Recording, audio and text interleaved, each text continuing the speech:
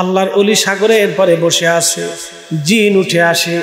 ঠিক তখনই আল্লাহর মহান ওলি কোরআন তেলাওয়াত শুরু করলেন। একসাথে জোরে বলা যাবে কি আল্লাহু আকবার। কোরআনের আওয়াজ যখন শুরু করলেন, আওয়াজ আল্লাহর কোরআনের তেলাওয়াত যখন শুরু হয়ে গেল, ঠিক তখনই দত্তের কানে যখন কোরআনের আওয়াজ গেল, ওই জিনের কানে, দুষ্ট জিনের কানে যখন আল্লাহর কালাম শরীফের আওয়াজ যখন কানের মধ্যে লাগলো, তখন এই দত্তটা চিৎকার মেরে মেরে মেরে মেরে মালদ্বীপের সাগরের অতল গহ্বরে হারিয়ে গেল। আর কোনোদিনই দত্ত ফিরে আসে নাই।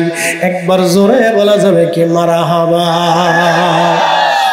লাউ আনজালনা হাযাল কুরআন আলা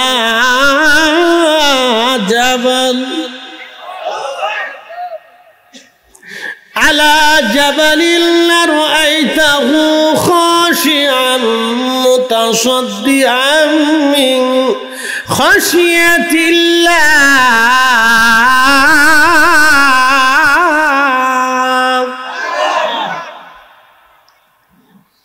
الله بل لو أنزلنا هذا القرآن على جبل হুজুর এই কোরআন শরীফ যদি আমি পাহাড়ের উপরে নাযিল করতাম, লারাইতাহু আপনি দেখতেন, খাশিয়াম মুতাসাদ্দিআম মিন খাশিয়াতিল্লাহ আমি খোদার ভয়ে, আমি আল্লাহর ভয়ে পাহাড় গলে গলে মিসমার হয়ে যাইত। একটু ভালো করে বুঝবেন, ভালো করে বুঝে যান। আমি কোরআন শরীফ যদি পাহাড়ের উপরে নাযিল করতাম, আমি আল্লাহর ভয়ে পাহাড় গলে গলে মিসমার হয়ে যাইত। আমি আল্লাহর ভয়ে এই কোরআন শরীফ 23 বছরের জীবনে 22,000 বার জিবরাইলের আগমনে 114টি সূরার বিন্যাসে 6,666 আয়াত মতানৈক্য ভিত্তিক বেশি কমে আল্লাহর কোরআন শরীফ আল্লাহর হাবিবের মেহবুবের কলবের ভিতরে আল্লাহ নাজিল করলেন। জোরে জোরে জোরে জোরে জোরে জোরে। তাহলে সেই কলবের পাওয়ার কত, তাহলে সেই কলবের পাওয়ার কত। এই জন্য আল্লাহ বলেন আলাম নাশরাহ লাকা সাদরাক, নবীজি আমি কি আপনার বক্ষকে, কানকে আমি সম্প্রসারণ করি নাই, এটাকে আমি মজবুত করে দেই নাই। হুজুর আমি কি আপনার কালকে মজবুত করে দেই নাই, সম্প্রসারণ করে দেই নাই। আলাম নাশরাহ লাকা সাদরাক আমি কি আপনার সদরটাকে উন্মুক্ত করে দেই নাই। এই জন্য নবীজি ঘুমাইলেও ঘুমের মধ্যে তিনি ঘুমাইতেন। লা ইয়ানামু কলবি, আম্মা জান আয়েশা বলেন ইয়া রাসূলুল্লাহ আপনি তো তাহাজ্জুদ পড়েন, কিন্তু বেতরে নামাজ না পড়ে তাহাজ্জুদ পড়েন। যদি কখনো তাহাজ্জুদ কাজা হয়ে যায় তো তাহাজ্জুদও কাজা হবে, বেতরে নামাজও কাজা হয়ে যাবে। বাবাজি খুব মনোযোগ দিবেন। কিয়ামতের ময়দানে আল্লাহ বলবেন বান্দা তুমি আমাকে খাবার দাও না, আমি ক্ষুধার্ত ছিলাম। আল্লাহর বান্দা ডাক দিবে আল্লাহ বলো কি, তুমি তো রাজ্জাক রিজিক দেনেওয়ালা, তুমি তো আমাদের তকদির সৃষ্টি করেছো, রিজিক তুমি সৃষ্টি করেছো আল্লাহ, তুমি আবার কখন ক্ষুধার্ত ছিলা। আমার রব ডাক দিয়ে বলবে বান্দারে তোমার প্রতিবেশী তোমার আপনজনেরা ক্ষুধার্ত ছিল, তুমি আমার ক্ষুধার্ত বান্দাকে যদি সেই দিন খাইতে দিতা তাহলে আমি রব্বুল আলামিনের খাবার খাওয়া হয়ে যাইতো। একবার জোরে বলা যাবে কি মারহাবা। আল্লাহর নবীর কাছে জিজ্ঞেস করা হলো ইয়া রাসূলুল্লাহ আইয়ুল ইসলামি খায়রুন, ইসলামের মধ্যে উত্তম কাজ কি, ভালো কাজ কি, দয়া করে আপনি বলে দেন। প্রিয় নবী প্রথমেই বললেন তুতাইমুত তাআম, তোমরা মানুষকে খাওয়াও। মারহাবা বলবেন না? সাহাবী জিজ্ঞেস করলেন ইয়া রাসূলুল্লাহ ইসলামের মধ্যে উত্তম কাজ কি, দিনের মধ্যে ভালো কাজ কি? নবীজি বললেন তুতাইমুত তাআম, তোমরা মানুষকে খাবার খাওয়াও। মানুষকে খাবার খাওয়ানোটা উত্তম কাজ। খুব ভালো মনোযোগ দিবেন। হিন্দু হতে পারে, বৌদ্ধ হতে পারে, খ্রিস্টান হতে পারে, মাজুসি হতে পারে, শিখ হতে পারে, যে যে ধর্মের হোক না কেন। আপনি একজন ক্ষুধার্ত মানুষকে যদি খাবার খাওয়ান, আমার রাসূল বলতেছেন, আল্লাহ বলবেন কিয়ামতের মাঠে, বান্দা আমার খাবার খাওয়া হয়ে যাইতো যদি ক্ষুধার্তকে খাবার খাওয়াইতা। ও বন্ধু, খুব মনোযোগ দিবেন। আমাদের দেশে দেখবেন বিড়াল, আমাদের দেশের বাড়ির মালিক সারা বিড়াল দেখলে, বিড়াল আমাদেরকে দেখলে দৌড়ায় পালায় চলে যায়, ঠিক আছে না ভাই? আমাদের দেশের বিড়াল আমাদেরকে দেখলে দৌড়ায় পালায়, অর্থাৎ মালিক ছাড়া অন্য কাউকে দেখলে বিড়াল পালিয়ে যায়। বলে কারণ কি? আমাদের দেশের মানুষেরা বিড়াল রে মারে, পিটায়, আঘাত করে, এই জন্য বিড়াল পালিয়ে চলে যায়। আমি মালয়েশিয়াতে মালাক্কা সাগরের ভিতরে একটা ছোট্ট দ্বীপ আছে, এই দ্বীপের নাম পোলাও বুসার। এই দ্বীপের ভিতরে আল্লাহর একজন ওলি ঘুমিয়ে আছেন, তার নাম হযরতে সুলতানুল আরিফিন শায়েখ ইসমাইল বগদাদি আল হাসানি ওয়াল হুসাইনি। হুজুর গাউসে পাক রাহমাতুল্লাহ আলাইহির কলিজার টুকরা সন্তান এখানে ঘুমিয়ে আছেন। আমি ওনার জিয়ারতে গেলাম। হুজুর গাউসে পাকের কলিজার টুকরা আওলাদ সুলতানুল আরিফিন শায়েখ ইসমাইল বগদাদি আল হাসানি ওয়াল হুসাইনি, মারহাবা বলবেন না? সাগরের দ্বীপের ভিতরে একটা ছোট্ট দ্বীপের মধ্যে তিনি ঘুমিয়ে আছেন শত শত বছর ধরে। নির্মল বাতাস আর হাওয়া বহে। প্রত্যেক জুমার দিন আর রবিবারের ছুটির দিনে হাজার হাজার মুসলমান ওই দ্বীপের ভিতরে যাইয়া তার খানকায় মসজিদে নামাজ পড়ে। শত শত বছর আগে তিনি যে মসজিদ নির্মাণ করেছিলেন, সেই মেহরাবটা এখনো তারা রেখে দিয়েছে। আমি দেখলাম সেই মসজিদে আজানের আগে দুরুদ ও সালাম করা হয়, নামাজের পরে, ফরজ নামাজের পরে সেই মসজিদে দোয়া করা হয়, এবং আরো দেখলাম নামাজ শেষ করার পরে ইমাম সাহেব সবাইকে নিয়ে মিলাদ পড়ে। একবার জোরে বলা যাবে কি মারহাবা? দোয়া বন্ধ করার জন্য আল্লাহ দেশে আলেম পাঠাই নাই। আলেমদের কাজ কি ছিল? এই আল্লাহর জমিনে ইনসাফ প্রতিষ্ঠিত করা।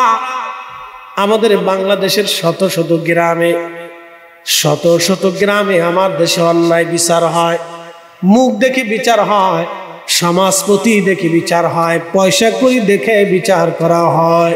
কথা বলে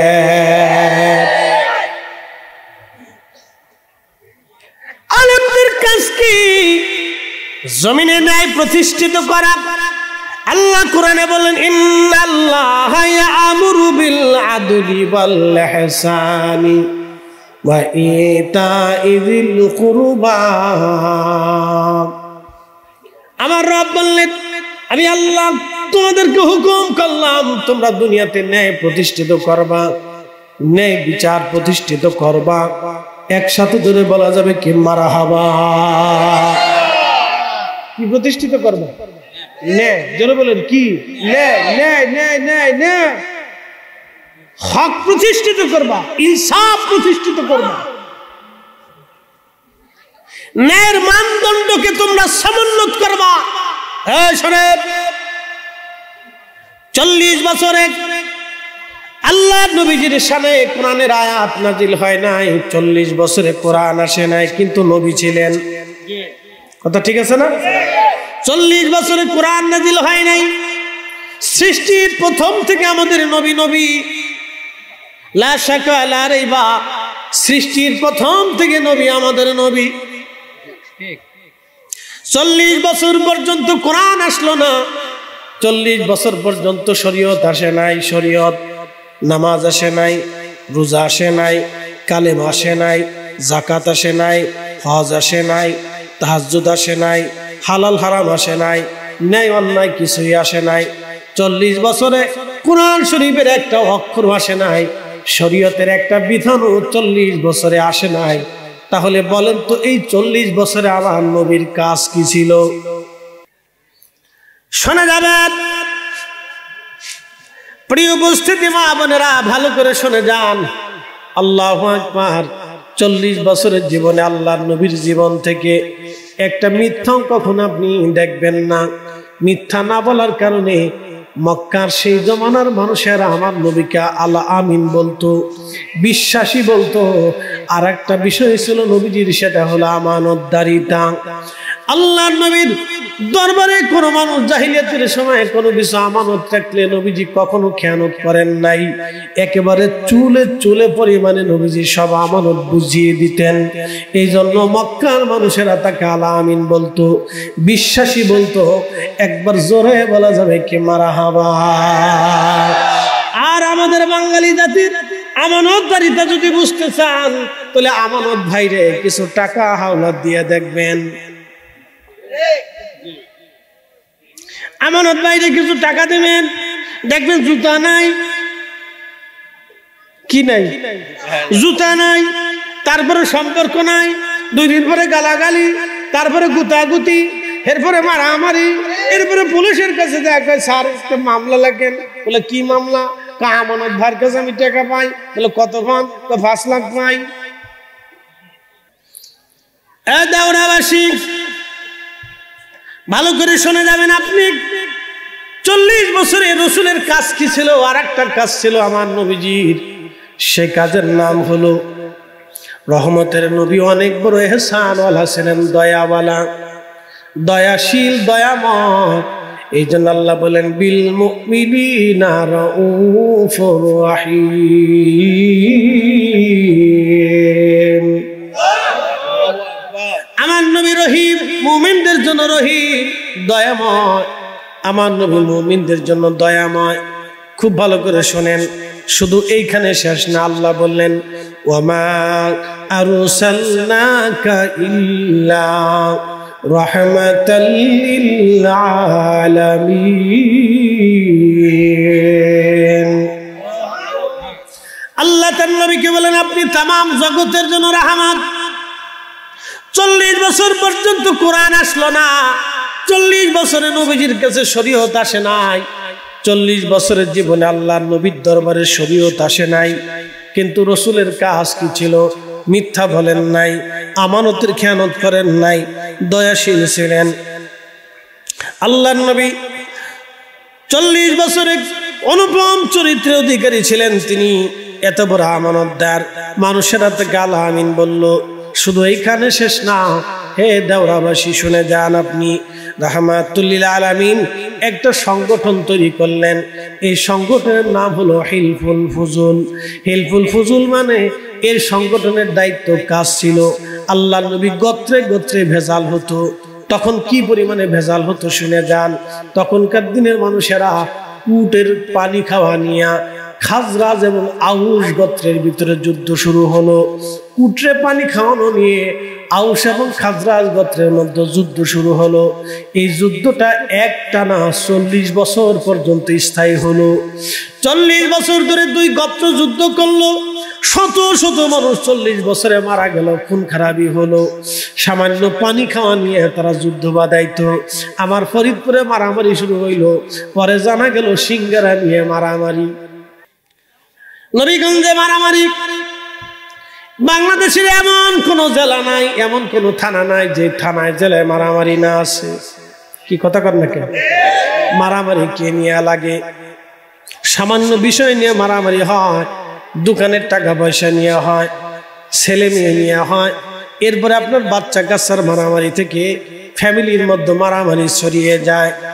আল্লাহর নবী হিলফুল ফুজুল সংগঠন তৈরি করে নবীজি বললেন না, আরবে শান্তি ফিরাইতে হবে। রাহমাতুল লিল আলামিন মারামারি কমাইলেন, মারামারি বন্ধ করাইলেন। একবার জোরে বলা যাবে কি মারহাবা? না না, আরো জোরে বলেন আল্লাহু আকবার। 1450 বছর ধরে আমরা হকের উপরে আছি। কথা কর না কেন? 1450 বছর ধরে আমরা হকের উপরে আছি। আবার বলি 1450 বছর ধরে আমরা হকের উপরে আছি। আমাদের দেশে ইসলাম আসলো 1300 বছর আগে। প্রশ্ন রাখবেন ফরিদে হুজুর, 1300 বছর আগে ইসলাম কি আনলো? চট্টগ্রামের সাগরের পার হয়ে একজন ইসলাম নিয়ে আসলেন, তার নাম হযরত বাইজিদ বুস্তামি রহমাতুল্লাহ আলাইহি। এখনো তার দরগা চট্টগ্রাম শহরের কেন্দ্রে বাইজিদ থানার ভিতরে তার দরগা এখনো আছে। ছোট্ট একটা টিলার উপরে তিনি বাসস্থান করেছিলেন। কিছুদিনের জন্য এইখানে তিনি দাওয়াতি কার্যক্রম করেছিলেন। তিনার মাজার নাই, তিনার দরগা আছে। বাইজিদ বোস্তামি রাহমাতুল্লাহ এখান থেকে চলে গেলেন। বাইজিদ বোস্তামি 1300 বছর আগের একজন মুসলমান, 1300 বছর আগের একজন দাঈল আল্লাহ, 1300 বছর আগের একজন আল্লাহর ওলি। ওনার পীর মুর্শিদের নাম হযরত ইমাম জাফর সাদেক। তিনার বাবার নাম হযরত ইমাম মুহাম্মদ বাকির, তার বাবার নাম ইমাম জয়নুল আবেদিন, তার বাবার নাম সুলতানে কারবালা ইমাম হুসাইন রিদওয়ানুল্লাহি তাআলা আলাইহিম আজমাইন। একবার জোরে বলা যাবে কি মারহাবা। হযরত ইয়ামানি মুজাররিদের 500 বছর আগে ইসলাম এসেছে চট্টগ্রামে। শাহজালাল ইয়ামানি মুজাররিদের 300 বছর আগে ইসলাম এসেছে নেত্রকোনাতে। বাইজিদ বুস্তামির 100 বছর পরে চট্টগ্রামে ইসলাম আনলেন হযরত বদর শাহ আউলিয়া। উনি এসেছিলেন 1200 বছর আগে। শাহজালাল ইয়ামানি মুজাররিদি আসলেন 800 বছর আগে। বদর শাহ আউলিয়া আসলেন 1200 বছর আগে। শাহজালাল ইয়ামানি মুজাররিদি আসলেন 800 বছর আগে। শাহজালাল ইয়ামানি মুজাররিদি 400 বছর আগে চট্টগ্রাম ইসলাম আসলো। খানজাহান আলী রহমাতুল্লাহ আলাইহি সাগর হয়ে কুমিরের উপরে ভেসে আসলেন। বদর শাহ আউলিয়া তিনি পাথরের উপরে ভেসে আসলেন। হযরত শাহজালাল ইয়ামানি পানির উপরে জায়নামাজ বিছিয়ে দিলেন।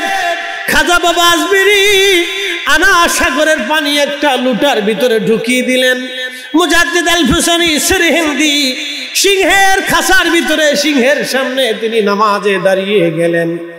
একসাথে বলা যাবে নাকি মারহাবা? শোনা যাবেন আপনারা। বাংলাদেশের ইসলাম 1300 বছর আগে আসা। একসাথে বলবেন না মারহাবা? হিসাব করছেন কতশো বছর আগে? একসাথে কত বছর? 1300 বছর আগে বাংলার জমিনে ইসলাম আসলেন। বাংলাতে 1300 বছর আগে ইসলাম আসার বহু বছর পরে, আজ থেকে 400 বছর আগে, আজ থেকে 400 বছর আগে মালদ্বীপে ইসলাম আনলেন হযরত ইব্রাহিম ইস্কান্দার রহমাতুল্লাহ আলাইহি। ভালো করে বুঝবেন কত বছর আগে। বাংলাদেশে কত বছর আগে? 1300 বছর আগে। তাহলে বাংলাদেশের কত বছর পরে ইসলাম আসলো? বাংলাদেশের 900 বছর পরে ইসলাম গেল মালদ্বীপে। একসাথে বলবেন আল্লাহু আকবার। ওই 900 বছর ধরে মালদ্বীপের মানুষ ছিল বুদ্ধিস্ট, বৌদ্ধ ধর্মের অনুসারী। তারা ভালো করে শুনে যান, মালদ্বীপের মানুষ ছিল বৌদ্ধ ধর্মের অনুসারী। বৌদ্ধের মূর্তি নির্মাণ করে তারা বৌদ্ধের সামনে সেজদা দিত। বর্তমানে আমাদের দেশে যারা সনাতনী আছে তারা দেখবেন দুর্গার মূর্তি বানাইয়া এই দুর্গা পূজা তারা করতেছে। দুর্গা পূজাকে তারা বলে বড় পূজা। দুর্গার মূর্তি বানায়, কৃষ্ণার মূর্তি বানায়, শিবের মূর্তি বানায়, কালীর মূর্তি বানায়, লোকনাথের মূর্তি বানায়, এরপরে আপনার গণেশের মূর্তি বানায়, কার্তিকের মূর্তি বানায়, লক্ষ্মীর মূর্তি বানায়। এই সমস্ত মূর্তিগুলি নির্মাণ করে তারা সেজদার মধ্যে পড়ে যায়। লক্ষ্মীর মূর্তি বানায়া বলে মা লক্ষ্মী তুমি আমাদেরকে বিদ্যা দাও। এরপরে আপনার দুর্গার সামনে সেজদায় পড়ে বলে মা দুর্গা তুমি আমাদেরকে নিরাপত্তা দাও, এটা দাও, সেটা দাও, এই দাও, সেই দাও। তারা এইগুলি বলতে থাকে। তারা এইগুলি তারা তাদের দুর্গা মা, তারা তাদের প্রতিমার সামনে তারা চাইতে থাকে। একসাথে বলেন তো আমরা সব কিছুর জন্য কার কাছে চাই? না না, আরো জোরে বলেন কে? কুল হুয়াল্লাহু আহাদ আল্লাহুস সামাদ লাম ইয়ালিদ ওয়া লাম ইউলাদ ওয়া লাম ইয়াকুল লাহু কুফুওয়ান আহাদ। খুব মনোযোগ দেবেন। প্রিয় উপস্থিতি আমার, হযরত ইব্রাহিম ইস্কান্দার রহমাতুল্লাহ আলাইহি 400 বছর আগে কালেমার দাওয়াত নিয়ে আসলেন। একসাথে বলেন মারহাবা। ওরা মালদ্বীপের মানুষ বৌদ্ধ ধর্মের অনুসারী। বৌদ্ধরা বৌদ্ধ ভিক্ষুর মূর্তি বানায়া সে বৌদ্ধকে তারা বলে ভগবান বুদ্ধ। বুদ্ধ ভগবানের সামনে সেজদার মধ্যে পড়ে তারা তাদের জীবনের যা যা প্রয়োজন সেইগুলি তারা চাইতে থাকে। আমি গেলাম মালয়েশিয়ার গেন্তিং হাইল্যান্ড থেকে ফিরে আসার সময় চাইনিজ বৌদ্ধদের একটা মন্দির আছে, টেম্পল, খুব চমৎকার করে পাহাড় কেটে হাজার হাজার কোটি কোটি টাকা খরচ করে তারা মন্দির বানিয়েছে। মন্দির বানাইতে তারা শত শত কোটি টাকা ব্যয় করেছে। অথচ সারা বাংলাদেশের ভিতরে আপনি যদি একটা মসজিদ দেখেন, আমাদের বাংলাদেশের বাইতুল মোকাররম মসজিদ, 900 বছর আগে ইসলাম এদেশে আসার মুসলমান, 1300 বছর আগে এদেশে ইসলাম আসা মুসলমান, তাদের রাজধানীর একটা মসজিদ এখনো বাইতুল মোকাররম। হায় হায় হায়, সে মন্দা আমলে যেইভাবে বানাইছে ওইভাবে রেখে দিল। নতুন করে একটা সুন্দর করে বানানোর প্রয়োজন অনুভব কেউ করে নাই। অথচ এই মসজিদের নামে হাজার হাজার টাকা সরকারের ফান্ডে জমা হয়। কথা বলেন ঠিক কিনা? এই মহাসাগরের ভিতরে ঝড়ের কবলে পড়ে জাহাজ ডুবে চলে গেল। কয়েকজনের ভিতরে একজন, তিনি কাঠ ধরে ভেসে রইলেন, তার নাম ইব্রাহিম ইস্কান্দার। ভাসতে ভাসতে ভাসতে ভাসতে সাগরের কিনারা, মালদ্বীপের মাটির কিনারাতে ভিড়লেন। উনি উঠলেন, উঠার পরে মালদ্বীপে আসলেন। মালদ্বীপে আসার পরে তিনি সুস্থতা অনুভব করলেন। লোকদের সাথে গেলেন। আগের আরবরা তো ব্যবসা করত, ব্যবসা করতে যাওয়ার পরে তারা কালেমার দাওয়াত দিত। তারা শুধু ব্যবসাই করত না, তারা কালেমার দাওয়াত দিত। ইব্রাহিম ইস্কান্দার রাহিমাহুল্লাহ, এ মহান বুজুর্গ, তিনি মালদ্বীপে উঠলেন। উঠার পরে দেখলেন মালদ্বীপের মানুষের চেহারা মলিন। ব্যবসা করেন, কথাবার্তা বলেন, কিন্তু কারো মুখে হাসি খুশি নাই। জিজ্ঞেস করলেন, হে লোকেরা, তোমাদের মনে কেন হাসি খুশি নেই, আনন্দ নাই, ফুর্তি নাই, কারণ কি? লোকেরা বলল, কি করে আনন্দ থাকবে বলো তো? প্রত্যেক বছরে এই মহাসাগরের ভিতর থেকে একটা দৈত্য উঠে আসে। দৈত্যটা উঠে এসে মালদ্বীপের মানুষ বলতেছে, বিরাট বড় দৈত্য আসে, এসে আমাদেরকে হত্যা করে রক্তপান করে চলে যায়। তাকে, এই অঞ্চলের মানুষকে বাঁচানোর জন্য প্রত্যেক বছরে আমরা একটা মেয়েকে ধরে নিয়ে সাগরের পাড়ে রাত্রিবেলা ঘর বানাইয়া ঘরের মধ্যে তারে আমরা রেখে আসি। সকালবেলা যাওয়ার পরে দেখি ছিন্ন বিচ্ছিন্ন হয়ে খণ্ডিত বিখণ্ড দেহগুলি তারপরে আছে, রক্ত ছিটিয়ে ছুটিয়ে আছে। এই জিন রক্তপান করে এরপরে আবার সাগরে চলে যায়। প্রত্যেক বছরে সে একবার আসে, প্রত্যেক বছরে একবার আসে জিন। কি করে আমরা এই জিন থেকে তাড়াবো? আজ পর্যন্ত শত শত বছরে আমরা সমাধান পাই নেই। প্রত্যেক বছরে একটা করে মেয়ে সন্তান চলে যায়। এই বছরে যিনি রাজা আছেন, রাজার পরিবার থেকে লটারি টানার পরে রাজার মেয়ের নাম লটারিতে আসছে। ও বণিক, বলতো, রাজার একটা মাত্রই কন্যা সন্তান, তাকে আমরা জিনের হাতে দিয়ে চলে আসব, দৈত্যের হাতে দিয়ে চলে আসব, আর এইভাবে সে তাকে কুরে করে মেরে ফেলে দিয়ে চলে যাবে রক্তপান করে। বলতো, এখন আমরা কি করে শান্তিতে ঘুমাইতে পারি? রাজ পরিবারেও শান্তি নাই, আমাদের মধ্যেও কোনো শান্তি নাই।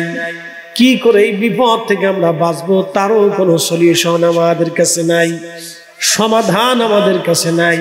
হযরত ইব্রাহিম ইস্কান্দার রাহিমাহুল্লাহ বললেন, দেখো, যদি তোমাদের এই সমস্যা আমি দূর করে দিতে পারি তাহলে কি তোমরা খুশি হবে? বলে, বলো কি? এত শত বছরের যে সমাধান হয় নাই, তুমি কি করে এর সমাধান দিবে? তখন ইব্রাহিম ইস্কান্দার বললেন, তাহলে আমাকে রাজার কাছে নিয়ে চলো।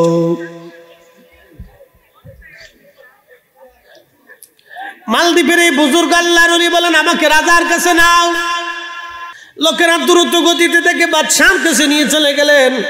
মালদ্বীপের রাজার কাছে যাওয়ার পরে রাজাকে বললেন, রাজা, আমি শুনছি তুমি একটা বিপদে আছো। রাজা বললেন, হ্যাঁ, কোনো সমাধান আমরা পাই না।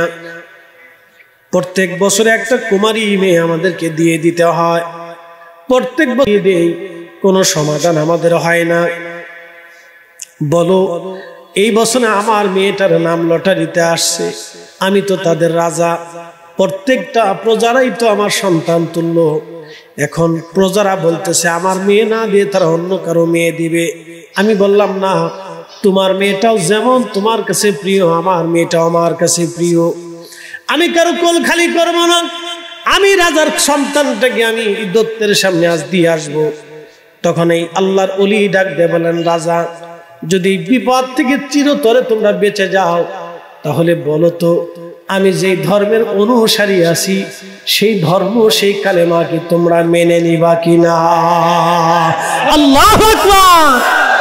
আল্লাহর মহান বুজুর্গ বললেন, হে বাচ্চা, চিরদিনের জন্য যদি সাগরের অতল গহ্বরে এই মহাসাগরে দত্ত চলে যায়, তাহলে বলো তো আমি যে ধর্মের অনুসারী তোমরা কি সেই ধর্ম মেনে নিবা কিনা? রাজা বলল, বলো কি?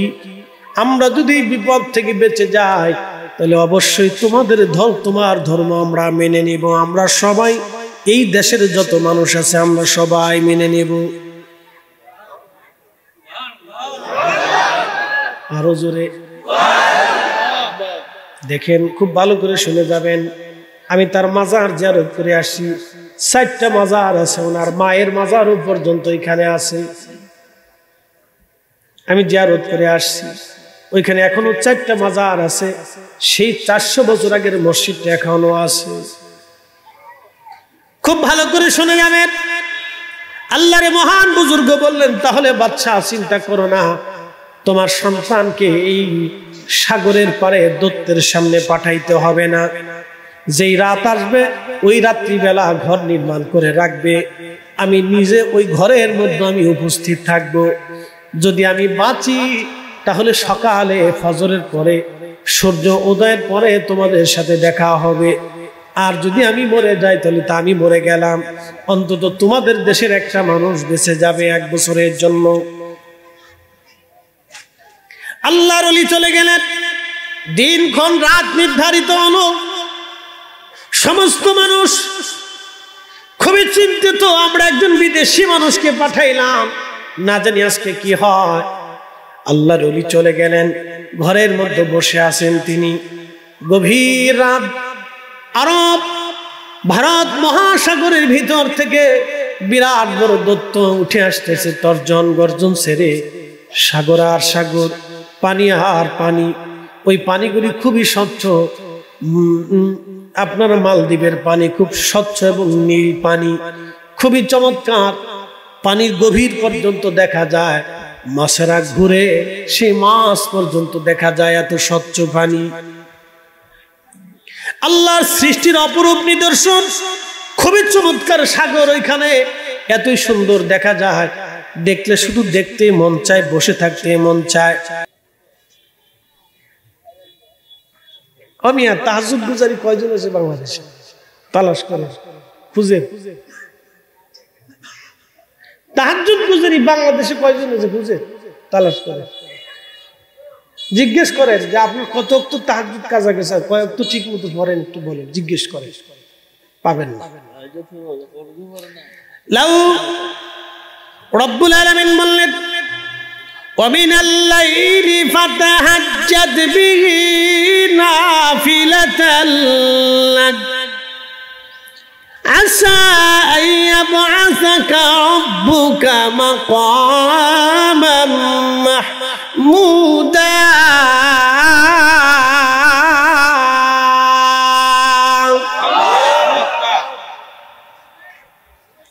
তাহাজ্জুদ নামাজ যারা পড়বে আখিরাত তাদের জন্য উজ্জ্বলময় হবে। নবীজি বললেন, আল্লাহ বলেন, হাবিব তাহাজ্জুদ পড়েন আপনি, আপনার জন্য অতিরিক্ত করে দিলাম।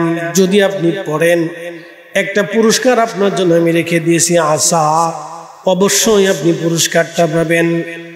আইয়া বাআসাকা রাব্বুকা মাকামান মাহমুদা, আমি আল্লাহ আপনাকে মাকামে মাহমুদ ওয়ালা বানাবো, মাকামে মাহমুদ ওয়ালা বানাবো। একবার জোরে বলা যাবে কি ইয়া রাসূলুল্লাহ? আমার দিকে তাকান, শোনেন, ভালো করে বুঝে যাবে। শেষ, বেশি লম্বা করবো না। আমাদের কাদরি ভাই আসলে ছেড়ে দিতে হবে, কারণ ওনার কালকে জুমা আছে, ঝামেলা আছে। যে জ্যাম পড়ছে, এই জ্যামে পড়লে জিন্দিগি শেষ। মনে হয় না যে বাংলাদেশ থেকে এরকম একটা জ্যামে একবার পড়ছিলাম আমি ইন্ডিয়া থেকে আসার পর। করোনার আগে এক মাহফিলে গেলাম ইন্ডিয়াতে। মাহফিল ছিল হলো জলপাইগুড়ি জেলা, নাম শুনছেন না আপনারা? শিলিগুড়ি, জলপাইগুড়ি, তারপরে আপনার কুচবিহার, এই অঞ্চলে মাহফিল আমি করছি। আল্লাহ বহু জায়গার নিচে এই বয়সে, অনেক জায়গা আল্লাহ নিচে, দেশ বিদেশে আল্লাহ বহু জায়গা আমাকে এই করতে নিচ্ছে। আপনাদেরকে এগুলি শোনায় আমি শুধু ঘুরি না, বললে কত সুন্দর সুন্দর জায়গা আছে বিনোদন কেন্দ্র, বুঝে বুঝে খাইয়ে দিয়ে আসতে পারি না। আমি যেখানে যাই জিজ্ঞেস করি এখানে কি কোনো আল্লাহর ওলি আছে? যদি বলে হা হুজুর আছে, বলে আমি তার জিয়ারত আগে করি, এটা আমার আদত। বলে কেন? কৃতজ্ঞতা স্বরূপ করি। বলে ওনাদের কারণে আমরা ইসলাম পাইছি। কথা ঠিক আছে না ভাই? ওনাদের কারণে পাইছি। হ্যাঁ, ওনাদের কারণে। বগিচুকি বাদ দেয়, ওগুলি চলে না বাংলাদেশে, পৃথিবীতে চলে না, আল্লাহর দরবারে চলে না। ইসলাম ওনাদেরকে দিয়ে পেয়েছি। শোনেন, মালদ্বীপের ছোট্ট ইতিহাস আপনাদের শোনাচ্ছি। আমি ওনাদের মাজার জিয়ারত করে আসছি। একবারে সাগরের পারেই ওনার মাজার। সাগর দেখা যায়, সাগর দেখা যায়, সাগরের বাতাস আসে। আশ্চর্য, একটা কুয়াও আছে, এই কুয়ার ভিতরে পানি আসে, খুব মিষ্টি পানি আসে। আল্লাহ, সাগরের ভিতরে। খুব মনোযোগ দিবেন। হাজরাতে বুজুর্গ ডাক দিলেন বাচ্চা, উনি কোরআন তেলাওয়াত শুরু করলেন। কোরআন যখন তেলাওয়াত হলো, দত্ত সাগরের মধ্যে চলে গেল, আর কোনোদিন ফিরে আসে নাই। সকালবেলা লোকজন দৌড়ায় গেছে, দেখে আসি লোকটা বেঁচে আছে না মরে গেছে। সবাই যায় দেখতেছে, লোকটা বসে বসে কোরআন শরীফ পড়তেছে। একবার জোরে বলা যাবে কি মারহাবা? কি পড়ে? ওয়ারাতিলিল কুরআন তারতিলা। তোমরা কোরআন শরীফ বিশুদ্ধ মতো পড়ো। যদি জিজ্ঞাসা করি কয়জন কোরআন পড়ার চেষ্টা করেছেন, এখানে বহু মানুষ আছে? নাই, না না, এই সব আছে, খালি কোরআন শরীফটা পড়তে পারে। দুঃখ আমার এখানে। এই মিয়া, আপনি মুসলিম, আপনি মুসলিম, আপনাকে বিশুদ্ধ মতো কোরআন শিখতেই হবে। একটা মুসলমান সন্তান জন্ম হওয়ার পরে তাকে আগে কোরআন শরীফ শিক্ষা দিতে হয়, সুন্দর একটা নাম রাখতে হয়, বিশুদ্ধ মতো কোরআন শরীফ থেকে শিখিত। আপনি কোরআন শরীফ শিখেন নাই, আপনি কিছুই শিখেন নাই, আপনাকে কোরআন শিখতে হবে। শরমের কিছু নেই। শিখার কি কোনো বয়স আছে? ইমাম সাহেব হুজুর আছে আপনাদের এলাকায়, ইমাম সাহেব হুজুর আছে, ইমাম সাহেব হুজুর তো দর্শে বসেন না। আপনারা কমিটির সবাই মিলে বলেন না যে ইমাম সাহেব হুজুর আপনি আমাদেরকে একটু সুযোগ দেন। বলে কি সুযোগ? প্রত্যেক এশার পরে আপনি আধা ঘন্টা আমাদেরকে একটু কোরআন শরীফ শিক্ষা দেন। প্রত্যেক ফজরের পরে আপনি আধাটা ঘন্টা আমাদেরকে একটু কোরআন শরীফ শিক্ষা দেন। উনি তো শিখাবে, ওনার তো সময় আছে, দিন উনি সময় দেবে না কেন? এর চেয়ে সুন্দর কাজ আর কি হতে পারে? তা আপনাদের তো শিখার কোনো গরজ নাই, এদেশের মুসলমানদের শিখার গরজ নাই। খালি গরজ হলো কেমনি মিথ্যা কথা বলবে, আরেকজনে ফুসিং ফাসিং মারবে, চাবি মারবে, ওকাম কুকাম করবে, আর ভেজাল বাড়াবে, অশান্তি বিশৃঙ্খলা করবে, মারামারি করবে। আরেক বেটা পয়সা হলে আরে এলে কেমনে টেনে নামানো যাবে, ওই কার মেয়ে কেমনে হাঁটে, কার বউ কেমনে চলে, ওই বেটা কেমনে ঘুমায়, বেটা কেমনে খায়, ওই রাজনীতিবিদ ভালো না, সেটা ভালো না, ওই প্রেসিডেন্ট ভালো না, প্রধানমন্ত্রী ভালো না। যত রাজনীতিবিদ, মুফতি, মুহাদ্দিস, সাইকুলাদিস, বুজুর্গের দিন সব চার দোকানে পাওয়া যায়। মাপরে মাপ, কুতুবুর বুজুর্গ এক একজন, তাহাজ্জুদ গুজারি বুজুর্গ সব চার দোকানে বুঝে থাকে। আর সব বাংলা সিনেমা দেখে বুঝেছে। বাংলা সিনেমা ও দেখার যায়, লজ্জা করে, তাকাইলেও ঘৃণা করে।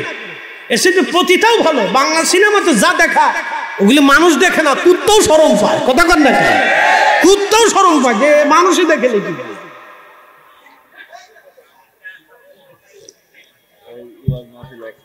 কষ্ট হইতেছে ভাই আপনাদের? না, উচিত কথা শুনলে কষ্ট পাবেন না। আমি আপনাদের মঙ্গলের জন্য বলতেছি, ক্ষতির জন্য বলতেছি না ভাই। রাজা ডাক দিয়ে বলতেছে, হে আল্লাহর বান্দা, তুমি কি পড়ো? বলে আমি আল্লাহর কোরআন পড়ি। বলে আল্লাহকে? বলে আমাদের না। একসাথে বলবেন না মারহাবা? বলে তুমি কি করে বাঁচলে? কে আল্লাহ বসাইছে? নারে তাকবীর হয় না? নারে তাকবীর, নারে রিসালাত। প্রধান অতিথির আগমন, প্রধান অতিথির আগমন, আল্লামা জয়নুল আবেদিন আল কাদরি সাহেবের আগমন। নারে তাকবীর, নারে রিসালাত। মাশাআল্লাহ। আমাদের প্রধান অতিথি মহোদয় আসছে, বসেন বসেন ইনশাআল্লাহ। চমৎকার আলোচনা শুনবেন ইনশাআল্লাহ। আল্লাহ কবুল করুক, বলেন আমিন। একটু দূরে শুয়ে পড়েন আল্লাহুম্মা সাল্লি আলা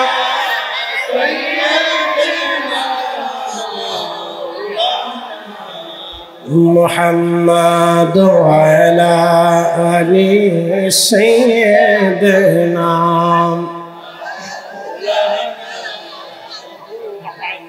আমরা অধম গুনাহগার গম, নবী আপনি চিনলাম না, সেই কারণে রোজ হাসরে আমাদেরকে ভুলেন না। আল্লাহুম্মা সাল্লি আলা সাইয়্যিদিনা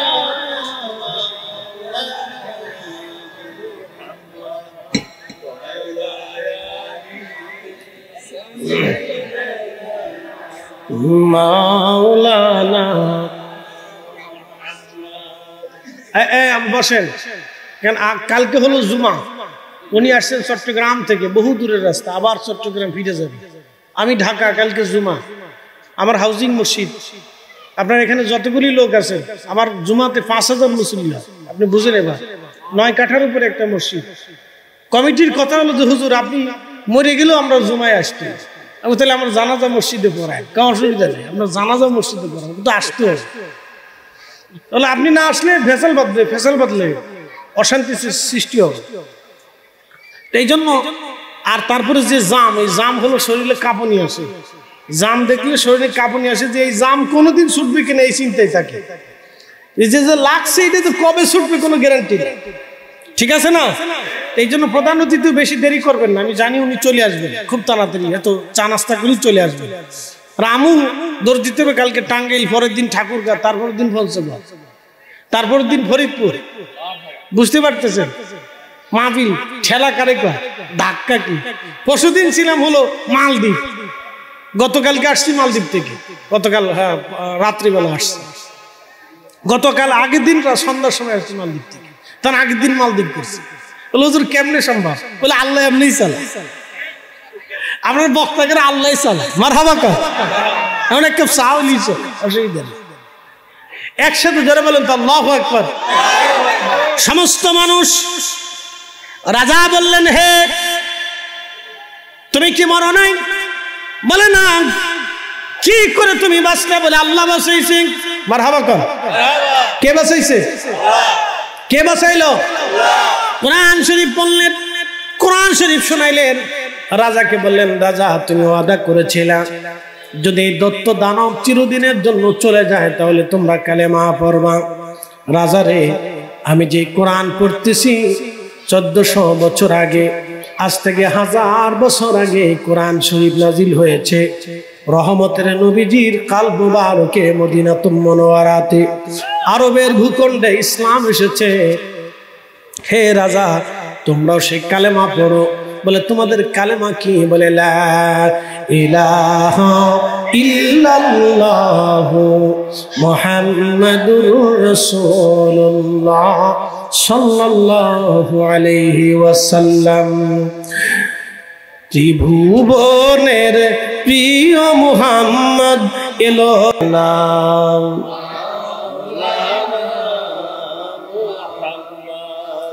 উড়ে যাও রে মাহফিলের হাওয়া,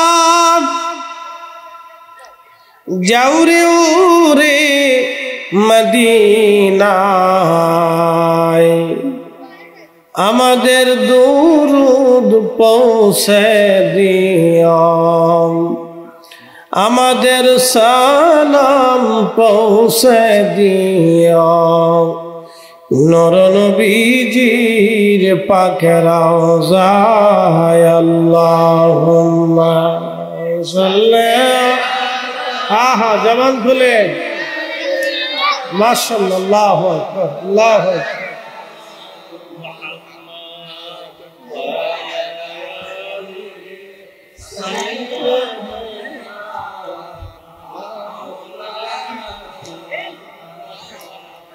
বালাগাল উলা বিকামালিহি কাশাফাত তুজা বিজামালিহি হাসনাত জামিউ খাসালিহি সাল্লু আলাইহি ওয়া আলিহি কালেমা তাওহীদ আরশে লেখা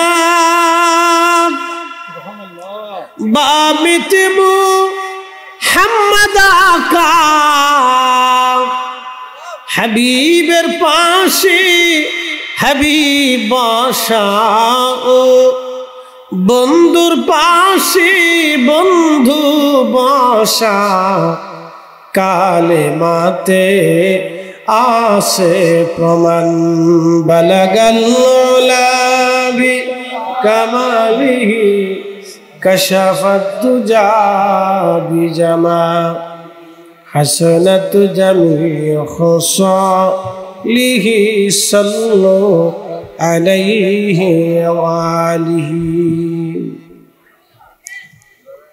দেওড়া পশ্চিমপাড়া আহলে সুন্নাত ওয়াল জামাত হুব্বে রাসূল হুসাইনিয়া সুন্নি যুব সংগঠনের উদ্যোগে এলাকাবাসী রুহের মাগফিরাত কামনাতে 19তম বার্ষিক ঐতিহাসিক সুন্নি মহাসম্মেলন আজকের এই সম্মেলনের সম্মানিত সভাপতি মুফতি ইবনে মুফতি বিশিষ্ট মুনাজির আহলে সুন্নাত ওয়াল জামাতের রৌনক সুন্নি জামাতের প্রবীণ আলেমদের মধ্যে অন্যতম একজন আলেম আল্লামা শাইখ মুফতি উবাইদুল মুস্তাফা সাহেব রাহিমাহুল্লাহের সাহেবজাদা মুফতি উবাইদুল মুস্তাফা সাহেবের সম্মানিত সাহেবজাদা আমার অত্যন্ত প্রিয় ভাজন ব্যক্তিত্ব মুফতি আজম আল্লামা গাজী নুরুল মুস্তাফা নকশবন্দি সাহেব মাদ্দাজিল্লাহুল আলী গাজী ওবাইদিয়া দরবার শরীফের সম্মানিত পীর সাহেব হুজুর কিবলা আজকের সম্মানিত সহসভাপতি হযরত মাওলানা হাফিজ আব্দুল সালাম সাহেব আজকের যিনি প্রধান অতিথি জামিয়া আহমদিয়া সুন্নি আলিয়ার সম্মানিত আরবি প্রভাষক বিশিষ্ট ইসলামিক চিন্তাবিদ প্রিয় বন্ধু ভাজন মুফাসসির কোরআন সুন্নি জামাতের রৌনক প্রিয় ভাই আল্লামা শেখ জাইনুল আবিদিন আল কাদরি সাহেব মাদ্দাজিল্লাহুল আলী প্রিয় ছোট ভাই তরুণ উদীয়মান বক্তা জনাব হযরত মাওলানা কারি জামাল উদ্দিন বিন ইয়াকুব আল কাদরি সাহেব মোহাম্মদপুর ঢাকা বিশেষ বক্তা হাফেজ মাওলানা মাহমুদুল হাসান আশিকি সাহেব সকল হুব্বে রাসূল হুসাইনিয়া সংগঠনের সকল সদস্যবৃন্দ আমার ডানে এবং বামে উপস্থিত সম্মানিত মুরব্বী কলিজার টুকরো যুবক পর্দানশীল আমার সম্মানিত মা বোনেরা মাইকের আওয়াজ যত দূর পর্যন্ত যাচ্ছে সকলকে মোবারকবাদ কৃতজ্ঞতা শুকরিয়া সিজদা সেই মহান রবের আলিশান দরবারে এলাহিতে যিনি আপনাকে এবং আমাকে অনেক মানুষের ভিড় ঠেলে বহু মানুষ থেকে জুদা করে আলাদা করে ঘর থেকে বাহির করে বন্ধু বান্ধবের আড্ডা থেকে আলাদা করে ফারেক করে আল্লাহ আমাদেরকে আল্লাহর বেহেশতের সামানের নিচে জান্নাতি বাগানে আসার এবং বসার আল্লাহ সুযোগ করে দিয়েছেন আপনারা খুশি না বেজার জানি নিচে ঠান্ডা নিচে কি ঠান্ডা নিচে একটু ঠান্ডা আছে বালি আছে আপনাদের অনেক কষ্ট হচ্ছে আমি জানি বসতে তারপরে এই মহব্বতটা নিয়ে বসে আছেন এটা দুনিয়ার কোনো ব্যক্তির জন্য না শুধু আল্লাহ এবং তার রাসূলের জন্য কথা ঠিক আছে না ভাই যে মাটিতে আপনি বসে আছেন আগামী দিনে এই মাটিতেই আমাদের ঘর হবে, এটা চিরসত্য। আপনি আমি যেই মাটিতে বসে আছি সেই মাটির নিচে আমাদের বাসস্থান হবে। পৃথিবীর উন্নত দেশগুলি যারা আছে, মনে কিছু নিয়েন না, আমি কিছু সত্য কথা বলবো, এটা বোঝার দরকার। পৃথিবীর উন্নত দেশ যারা আছে, অর্থনীতিতে উন্নত, শিক্ষায় উন্নত, জ্ঞানে বিজ্ঞানে তারা আমাদের থেকে অনেক সারি বহুদূর আগায় গেছে। তাদের বড় বড় হায়ার এডুকেটেড পার্সন, বড় বড় অফিসার, বড় বড় নেতা, তাদের কোনো গৌরব নেই। আমি পরশুদিনও মালদ্বীপ ছিলাম। তো মালদ্বীপের 400 বছর আগে যিনি ইসলাম এনেছেন হযরত ইব্রাহিম ইস্কান্দার রাহিমাহুল্লাহ, তো ওনার মাজার জিয়ারত করতে গেছি। তো ওনার মাজার সুন্দর করে ঘিরে একবারে ঘরের মতো করে মাজার চমৎকার করে বানাইছেন, ভিডিও করে নিয়ে আসছে। 400 বছর সে আগের মসজিদটা এখনো আছে, কাঠ দিয়ে বানানো, ওরা সংস্কার করে রাখছে। যে মিনারাতে দাঁড়িয়ে 400 বছর আগে আজান দিত সেই মিনারাটা এখনো আছে। মারহাবা বলবেন না? ঠিক তারই সামনে প্রাসাদ ভবন, মানে রাষ্ট্রপতির ভবন, রাষ্ট্রপতি প্রেসিডেন্ট যেখানে থাকে। বিশ্বাস করেন প্রেসিডেন্টের ঘর কি জানেন? টিন দিয়ে বানানো। কি দিয়ে বানানো? আমাদের দেশে যে সুন্দর সুন্দর টিনের ঘর আছে না, দেখতে চমৎকার লাগে, ওইরকম। পাহারাদার আছে পুলিশ, 4-5 জন পুলিশ হইতে পারে। প্রেসিডেন্ট ভবনের সামনে দিয়ে মানুষ যাচ্ছে, গাড়ি দেখছে, আসতেছে, চলতেছে, ফিরতেছে, কোনো ঝামেলা নেই। বাংলাদেশে পুলিশ, সেনাবাহিনী, বিডিআর, বিজিবি, আর্মি, এটা সেটা কত যে আছে এদের পাহারা দেওয়ার জন্য, তার হিসেব নেই। বলে পাহারা দেওয়ার জন্য এত পুলিশ কেন? জনগণ তাদের উপরে ক্ষিপ্ত। বলে কেন ক্ষিপ্ত? ব্রাহ্মণবাড়িয়ার বিশ্ব রোডের যে অবস্থা, বছরের পর বছর ধরে এই একটা বিশ্ব রোডের সামান্য একটু কাজ করতে তাদের চোখেও বাঁধে না, লজ্জা শরমও করে না। কথা বল না, মানুষের তো একটু লজ্জা থাকা উচিত, এটা হায়া থাকা উচিত, একটু লজ্জা থাকা উচিত মানুষের। সরকারি কর্মকর্তাদের একটু শরম থাকা উচিত যে কত হাজার হাজার মা বোনদের কষ্ট হয়, এটা হিসাব করা যায় না। আপনি আমি পেশাব করলে যেখানে সেখানে পেশাব করতে পারি, কিন্তু মহিলারা কি পারে? কত বৃদ্ধ মা, কত যুবতী বোনদের কষ্ট হচ্ছে, তারা পেশাব করবে কোথায়, বাথরুম করবে কোথায়? বাচ্চা কাচ্চা গাড়ির ভিতরে বাথরুম করে দিচ্ছে। কত অসুস্থ রোগী হসপিটালে যাওয়ার আগে জীবন যন্ত্রণায় তারা কষ্ট ভোগ করতেছে। তো তাদেরকে সৈন্যবাহিনী দিয়ে পাহারা দিতে হবে না? তো পাহারা কি তাদেরকে দিয়ে দিতে হবে? তাদের দেশে একটা বিড়াল যদিও মারেন তো আপনাকে পুলিশে ধরে নিয়ে যাবে, আর আমাদের দেশে মানুষ মেরে ফেললেও কিছু হয় না। কি কথা কর না, এটা আমাদের দেশ। তো প্রিয় উপস্থিতি, প্রেসিডেন্ট ভবনের সামনে পুলিশ নেই, পাহারাদার নাই। কারণ কি? মানুষই তাদেরকে মারতে যায় না। বলে কেন? তারা মানুষের জন্য কাজ করে। তাদের রাজনীতি মানুষ নিয়ে, কি নিয়ে? মানুষের। তারা মানুষের জন্য রাজনীতি করে, তারা দেশ গড়ে, মানুষকে তারা সাহায্য করে, মানুষের জন্য তারা কাজ করে। তারাও মুসলিম দেশ, আমরাও মুসলিম দেশ। তারাও নামাজ পড়ে, আমরাও নামাজ পড়ি। তাদেরও যে কালেমা, আমাদেরও একই কালেমা, অথচ আকাশ পাতাল ডিফারেন্স। খাবারে ভেজাল দেয় না। আর বাংলাদেশের কি অবস্থা? মরে মরে কোনায় কোনায় ফার্মেসি, তারপরে ওষুধ বেঁচে সারতে পারে না। রোগ কার? মানুষের রোগ হয়েছে। কেন হয়েছে? খাবারে ভেজাল। কিসে ভেজাল? জোরে বলে, খাবারে ভেজাল। খাবারে। আগামী 20 বছর পরে বাংলাদেশের মানুষের যে কি কঠিন পরিণতি হবে আমি জানি। ক্যান্সার দেখতে দেখতে ক্যান্সার হয়ে যায়, দেখতে দেখতে হার্টের সমস্যা হয়ে যায়, দেখতে দেখতে লিভার পচে যায়, দেখতে দেখতে কিডনি পচে যায়। জানেন 20 বছরের ছেলে হার্ট স্ট্রোক করে মরে যাচ্ছে। কল্পনা করা যায়? আপনি ভাবতে পারবেন যে জন্মগতভাবে একটা বাচ্চা জন্ম নিছে, তার হার্ট ছিদ্র।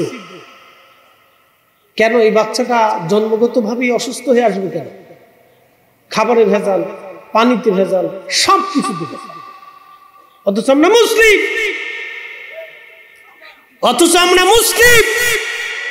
যারা খাবারে ভেজাল দেয় ওরাও নামাজ পড়ে, ওরাও জুমা পড়ে। অথচ মুসলিম আমরা, 18 কোটি মুসলিমের দেশ আমরা। কাকে বুঝাবেন, কাকে ওয়াজ শোনাবেন? আমরা মুসলিম। মসজিদে জুতা চুরি করি, কি কথা কথা? কোন জায়গায় জুতা চুরি করছে? মসজিদে। খালি মসজিদে চুরি, মাহফিলে চুরি, কি কথা ঠিক আছে না? আচ্ছা, মসজিদে জুতা চুরি করে কুত্তায় লয়ে যায় না মানুষই লয়ে যায়? মানুষই লয়ে যায়। মানুষ হইয়া ভবেতে আসিয়া মানুষের করিলাম কি? আমি নবী না মানিলাম, কি যে ভুল করিলাম। নবী না মানিলাম, কি যে ভুল করিলাম। ভস্মে ডালিলাম ঘি। মানুষ হইয়া ভবেতে আসিয়া মানুষের করিলাম কি? আমার দিকে দেখা, আমি ছোট্ট একটা প্রশ্ন করি, জবাব দিবে। আমার মাথায় কি আছে? জোরে বলেন, আরো জোরে। রাস্তা দিয়ে যাচ্ছে আমি এবং আরেকজন যাচ্ছে, তার পাগড়ি নেই। আমি যাচ্ছি, আমার মাথায় কি আছে? পাগড়ি আছে। আমি এলেম জানি, কালাম জানি, কোরআন জানি, কিতাব জানি। নামের আগে মুফতি, আরো বহুত কিছু লকব সকব আপনারা দেন। জুব্বা জাবি, গাই দেওয়া, মাথায় পাগড়ি। তো রাস্তা দিয়ে যাওয়ার সময় একজন বৃদ্ধ বাবাজি ক্ষুধার তাড়নায় বসে বসে কাঁদতেছে। তা আমার কাছে খাবার চাইলো, বাবা আমার কিছু খাইতে দেন। আমি ক্ষুধার্ত বৃদ্ধ, 3 দিন ক্ষুধায় কষ্ট যাপন করতেছি, বাবা আমার সাহায্য করে। তা আমি তারা দেখে চলে গেলাম। ঠিক আর এক ভাই সে যাচ্ছে, প্যান্ট শার্ট পরা, মাথায় টুপি নেই, এলেম নেই, কালাম নেই। ওই বৃদ্ধ তার কাছে চাইলো, বাবা আমি ক্ষুধার্ত, আমার কিছু খাইতে দেন। তো ওই প্যান্ট শার্ট পরনেওয়ালা লোকটা তারে খাবার দিছে। আপনার কাছে শ্রেষ্ঠ কি? একসাথে বলে, জোরে বলে। আপনার বিবেক কি বলবে? উত্তর কিন্তু আপনি দিছেন, আমি দিইনি। আপনার বিবেকেই কিন্তু উত্তর এসে গেছে। এটা দলিলে আসে নাই, বিবেকে আসছে। কথা কন ঠিক কি না? কিসে আসছে? দলিলে এই উত্তর আসে নাই, কিসে আসছে? বিবেকে। আপনি একজন প্যান্ট শার্ট পরনেওয়ালা, টুপি সারাওয়ালা ব্যক্তির আপনি শ্রেষ্ঠ বলে দিলেন, কারণ সে ক্ষুধার্তকে খাদ্য খাইতে দিয়েছে। কথা বলে ঠিক কিনা? এখান থেকে দিন বুঝে যায়। প্রিয় উপস্থিতি হাজির, এই শুনে যা, কথা কিছু না ভাই, ও বউ করে বা দামাত মাতরে না, বউ করে সিলেক্টি মার, বুঝছেন? দামাত মাতরে তোমরা কিসে কথাবার্তা করতেছে? বউ করে বসে বসে। এই শোনেন, 40 বছরে কোরআন আসে নাই। কোরআন না আসে মানে কালেমা আসে নাই, কালেমা শরীয়ত আসে নাই, নামাজ আসে নাই, রোজা আসে নাই, হজ আসে নাই, যাকাত আসে নাই, তাসবিহ আসে নাই, তাহলিল আসে নাই, হারাম নাই, হালাল নাই। 40 বছরে আল্লাহর আইন বিধান কিচ্ছু জমিনে আল্লাহ রাসূলের কাছে আসে নাই। আচ্ছা আচ্ছা, শয়তানের দরকার নেই, আমার দিকে তাকান। দুনিয়াতে সবাই পাগল, পাগল ছাড়া দুনিয়াতে মনে আছে? কেউ বউয়ের পাগল, কেউ ফুলাপানের পাগল, কেউ জমির পাগল, কেউ টেকার পাগল, কেউ ক্ষমতার পাগল, কেউ অহংকারের পাগল, কেউ মোবাইলের পাগল, কেউ ফেসবুকের পাগল, কেউ ইউটিউবের পাগল, কেউ স্টার জলসার পাগল, কেউ জি বাংলার পাগল। আবার আছে গহনার পাগল, বিডিগারে সোনা দানা দিলে খুব খুশি হয়। ঠিক কইস না, টিয়া বছর জুমাই রাখিস, তাহলে কপালে শনি আছে। কিন্তু খুব মনোযোগ দিয়ে শোনা যাবেন, আল্লাহর নবী 40 বছরে মারামারি বন্ধ করাইলেন, যুদ্ধ বিগ্রহ বন্ধ করাইলেন, কাটাকাটি বন্ধ করাইলেন, খুন খারাপি বন্ধ করাইলেন। আমাদের দায়িত্ব ছিল সমাজ থেকে মারামারি বন্ধ করা, খুন খারাপি বন্ধ করা, অন্যায় অশ্লীল কাজগুলি বন্ধ করা। আমরা সেটা করতে পারি নাই। আমি সৌদি আরবে চাকরি করলাম, সৌদি আরব থেকে বাংলাদেশে আসলাম, মসজিদের মধ্যে আইসা আমি শুরু করলাম, বুকের উপরে হাত বেঁধে নামাজে দাঁড়াইয়া এমনি শুরু করলাম। আচ্ছা, তুমি 40 বছর পরে এসে বিরাট বোঝা বুঝলা। 10 বছর সৌদি চাকরি করে বাংলাদেশে ঢুকে তুমি মসজিদের ভিতরে গুচ্ছাগুচ্ছি শুরু করছো, তোমরা নামাজ হয় না, নামাজ এমনি হয়। আরে বেটা, তো তোমার বাপে নামাজ পড়ছে, সে নামাজের হালত কি হবে? তোমার দাদাই পড়ছে, তো দাদার নামাজের কি অবস্থা হবে? তোমার দাদের বাবাই বা বাপে পড়ছে, তাহলে তার নামাজ কি হবে? তার বাপে পড়ছে, তার নামাজ কি হবে? তোমার 14 পুরুষ এইভাবে নামাজ করে গেছে, তাহলে তার নামাজের হালত কি হবে? আগে তোমার বাপের নামাজের চিন্তা করো, তারপরে তোমার নামাজের চিন্তা করো। ফাজলিমি বকিঝুকির একটা সীমা আছে। তোমার এই দেশে ফিতনা বাঁধানোর জন্য আল্লাহ পাঠাইছে না। দুরূদে পড়েন, আল্লাহুম্মা সাল্লি আলা সাইয়্যিদিনা মুহাম্মাদ ওয়া আলা আলি সাইয়্যিদিনা।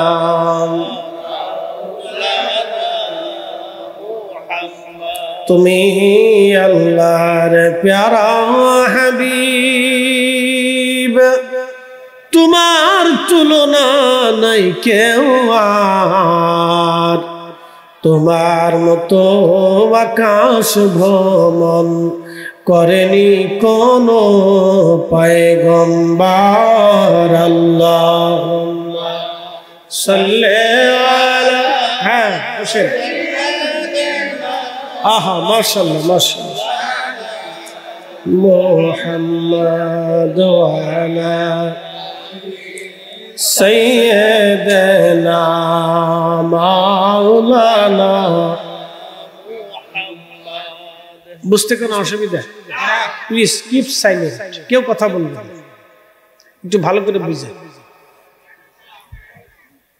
400 বছর আগে, আমাদের 900 বছর পরে মালদ্বীপ ইসলাম গেল। তার আগের মানুষ কি ছিল? বুদ্ধিস্ট, তারা বৌদ্ধ ধর্মের অনুসারী ছিল। পুরা মালদ্বীপের মানুষ বৌদ্ধ ছিল, ভালো করে বুঝবে।